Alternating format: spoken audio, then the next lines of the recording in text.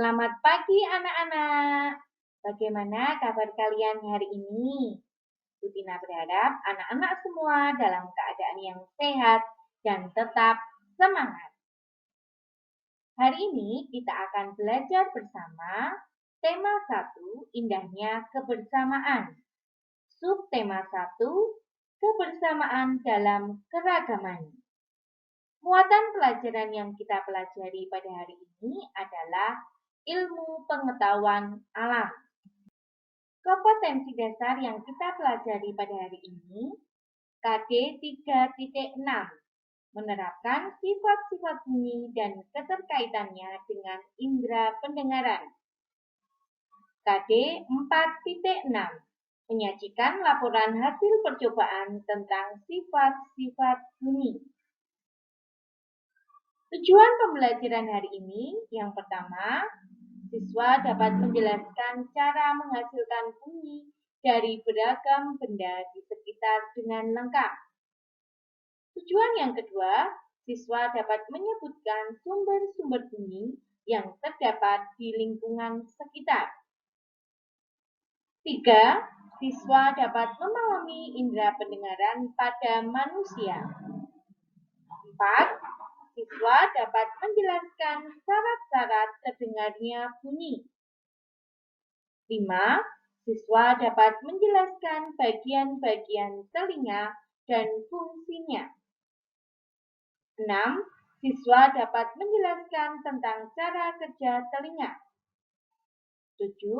Siswa dapat menjelaskan kelainan telinga dan cara memelihara telinga. Anak-anak sudah siap ya untuk belajar? Kita mulai ya anak-anak. Amatilah gambar berikut. Nah, ini ada seruling, sebelah kanan ada angklung. Ketika seruling dan angklung ini kita mainkan, apa yang akan terjadi anak-anak? Yang akan terjadi adalah terdengar bunyi, ya. Apa ya yang dimaksud dengan bunyi? Ada yang tahu? Bunyi adalah hasil getaran suatu benda yang merambat dalam bentuk gelombang. Segala macam bentuk bunyi berasal dari benda yang bergetar, anak-anak. Getaran dari suatu benda akan mengakibatkan udara di sekitarnya ikut bergetar. Getaran tersebut menimbulkan gelombang bunyi di udara.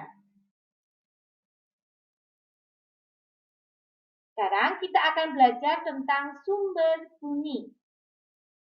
Setiap benda yang bergetar pasti akan menghasilkan bunyi. Benda-benda itu dinamakan dengan sumber bunyi. Sumber bunyi adalah benda-benda yang dapat menghasilkan bunyi, anak-anak. Contohnya adalah senar gitar yang kita petik.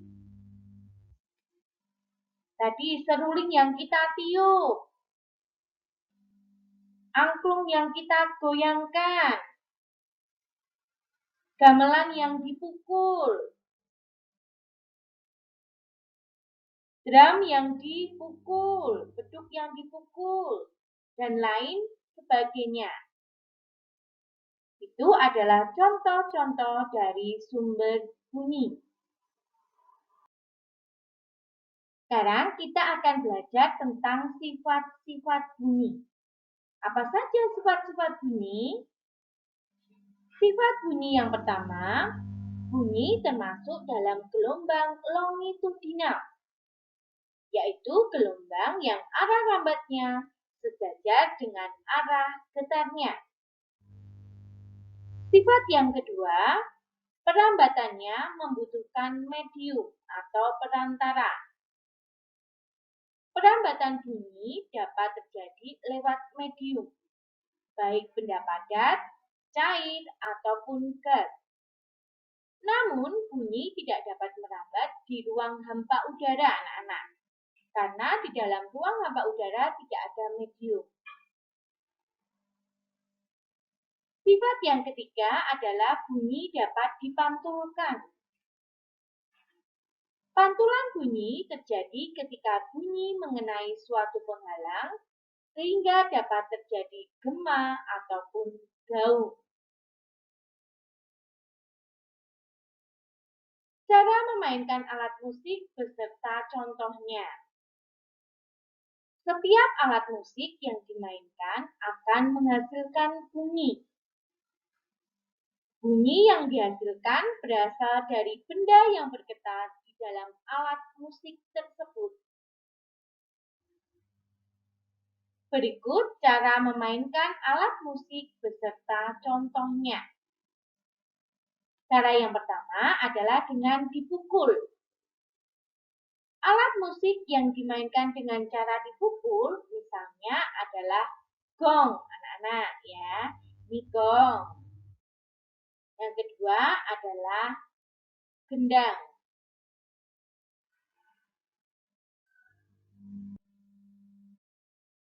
Yang kedua adalah dengan cara ditiup. Alat musik yang dimainkan dengan cara ditiup misalnya adalah trompet dan seruling. Cara ketiga adalah dengan digesek. Nah, alat musik yang dimainkan dengan cara digesek misalnya apa anak-anak? Ya, bagus. Biola. Ada juga rebab ya anak-anak ya. Yang keempat adalah dengan cara dipetik. Nah, apa ayo anak-anak? Alat musik yang dimainkan dengan cara dipetik. Ya, bagus. Contohnya adalah gitar. Ya, ada juga kecapi. Anak-anak, ini dimainkan dengan cara dipetik ya. Cara yang kelima dengan cara digoyangkan. Nah, apa anak-anak? Alat musik yang dimainkan dengan cara digoyangkan contohnya adalah angklung dan maracas. Nah, alat-alat musik ini ketika kita mainkan akan dapat menghasilkan bunyi.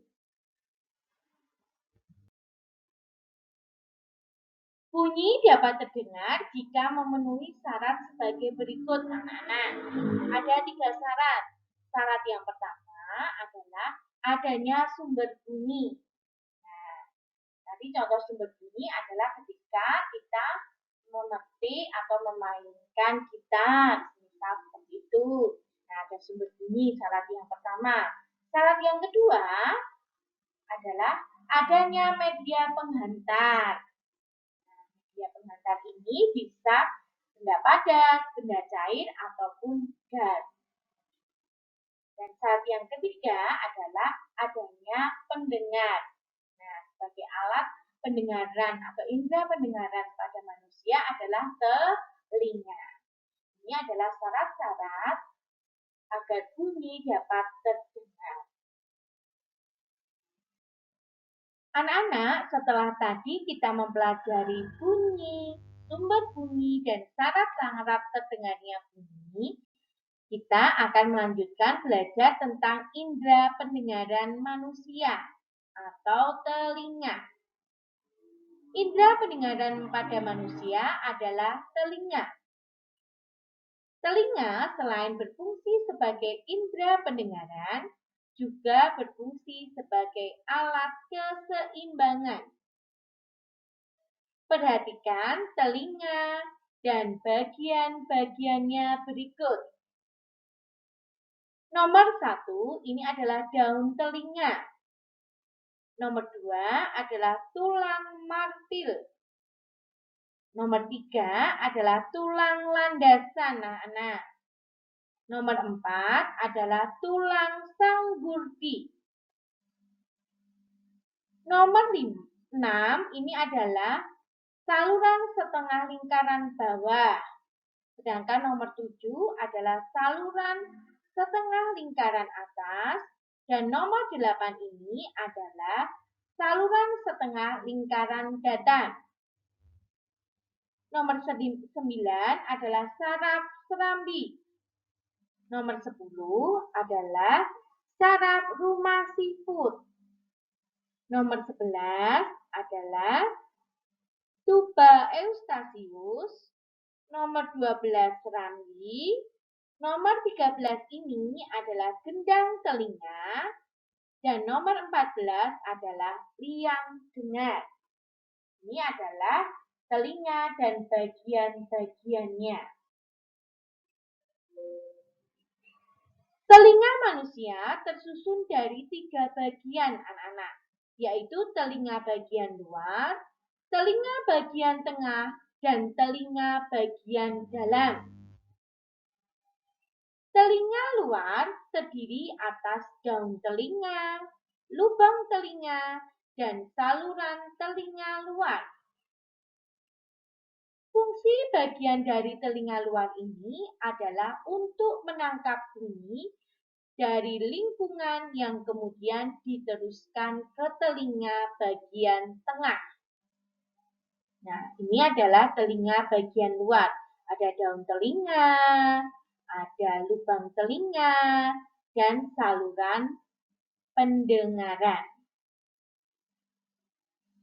Fungsi dari daun telinga adalah untuk menerima dan mengumpulkan suara yang masuk dalam telinga. Lubang telinga terletak di pangkal daun telinga yang berfungsi sebagai tempat masuknya bunyi ke dalam telinga kita. Saluran pendengaran merupakan penghubung telinga dengan gendang telinga. Saluran pendengaran ini berfungsi untuk meneruskan gelombang bunyi ke gendang telinga kita. Nah, ini merupakan telinga luar. Sekarang kita akan belajar telinga bagian tengah. Telinga bagian tengah terdiri atas selaput pendengaran atau gendang telinga. Tulang-tulang pendengaran yang terdiri dari tulang matil, tulang landasan, dan tulang sanggurdi, serta saluran Eustasius. Fungsi telinga tengah adalah mengubah gelombang bunyi yang ditangkap telinga luar untuk menjadi getaran. Nah, ini bagian-bagian dari telinga tengah. Yang pertama adalah selaput gendang telinga. Ya, ini selaput gendang telinga. Ini berfungsi untuk menangkap suara dari lubang telinga. Yang kedua adalah tulang-tulang pendengaran. Tulang pendengaran pada telinga manusia ada 3, yaitu tulang matil, tulang landasan, dan tulang sanggurdi. Ketiganya saling berhubungan melalui sendi dan memiliki fungsi mengalirkan getaran suara dari gendang telinga menuju rongga telinga dalam. Bagian yang ketiga adalah saluran Eustasius. Ini saluran Eustasius. Saluran Eustasius ini merupakan saluran yang menghubungkan saluran telinga dan pangkal tenggorokan. Fungsi saluran Eustasius adalah untuk menjaga keseimbangan tekanan-tekanan udara telinga luar dengan telinga tengah. Telinga bagian dalam terdiri dari 3 saluran setengah lingkaran, rumah siput atau sering disebut dengan koklea, dan saraf-saraf pendengaran. Fungsi telinga bagian dalam yaitu untuk mengubah getaran dari telinga tengah menjadi impuls listrik dan meneruskannya melalui saraf menuju otak. Telinga bagian dalam memiliki fungsi sebagai berikut. 3 saluran setengah lingkaran berfungsi sebagai alat keseimbangan tubuh. Nah, ini adalah saluran setengah lingkaran. Rumah siput atau koklea, ini rumah siput ya anak-anak ya, atau koklea, untuk menerima getaran suara dan meneruskannya dalam bentuk rangsangan ke sistem saraf pusat sehingga kita bisa mengerti maksud dari suara tersebut. Di dalam rumah siput terdapat cairan dan rambut-rambut halus. Rambut-rambut halus akan menyampaikan getaran ke ujung-ujung saraf pendengaran. Saraf-saraf pendengaran berfungsi menyampaikan bunyi ke pusat saraf atau otak. Anak-anak, sekarang kita akan belajar tentang tahapan-tahapan proses pendengaran. Tahapan pertama, gelombang suara atau bunyi akan ditangkap oleh daun telinga.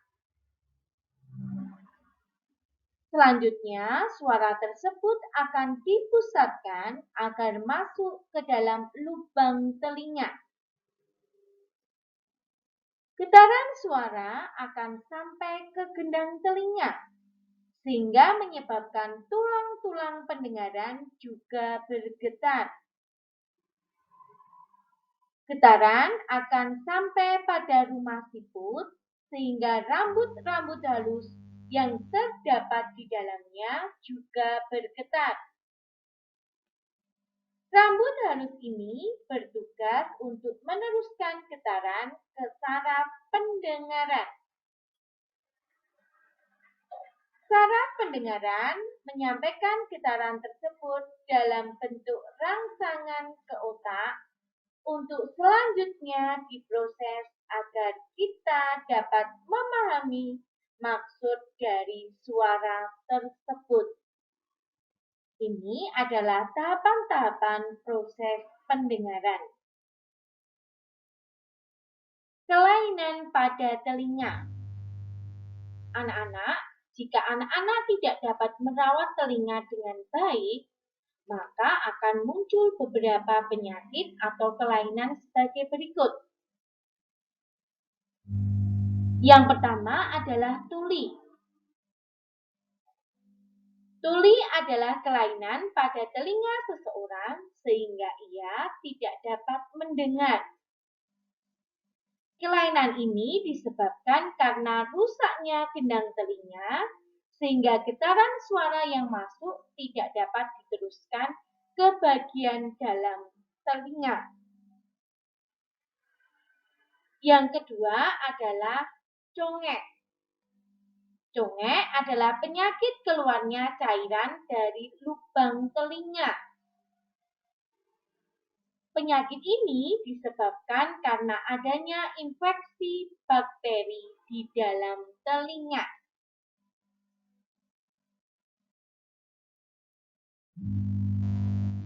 Nah, tadi kita sudah mempelajari tentang kelainan dan penyakit pada telinga. Berikut ini hal-hal yang harus kita perhatikan agar telinga kita tetap sehat, anak-anak. Yang pertama, bersihkan telinga secara teratur agar telinga tidak tersumbat. Pada saat membersihkan, lakukan dengan hati-hati agar tidak merobek gendang telinga. Yang kedua, usahakan telinga selalu berada dalam keadaan yang kering. Yang ketiga, hindarilah mendengar bunyi yang terlalu keras seperti bunyi petir atau suara mesin yang bising.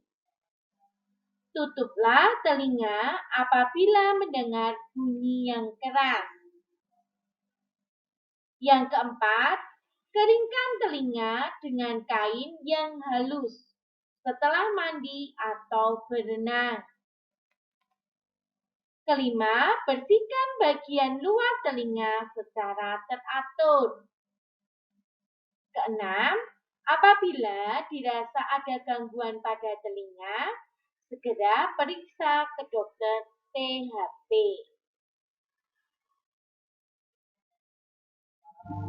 Anak-anak, tadi kita sudah belajar tentang apa itu bunyi, apa itu sumber bunyi, syarat-syarat terdengarnya bunyi, bagian-bagian telinga. Tadi ada 3 bagian ya anak-anak ya.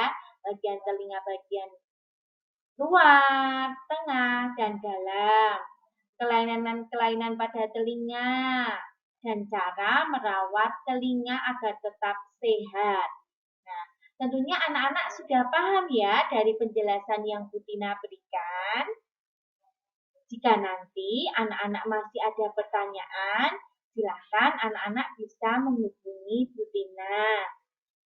Sekarang, Bu Tina akan memberikan tugas kepada anak-anak. Tugasnya, anak-anak menjawab 5 pertanyaan yang Bu Tina berikan sebagai berikut. Setelah itu, nanti hasil pekerjaannya silakan dikirim ke WA Bu Tina maupun WA Pak Loren. Paham ya anak-anak? Selamat belajar, selamat mengerjakan. Tetap semangat ya anak-anak dan jaga kesehatan. Sampai jumpa.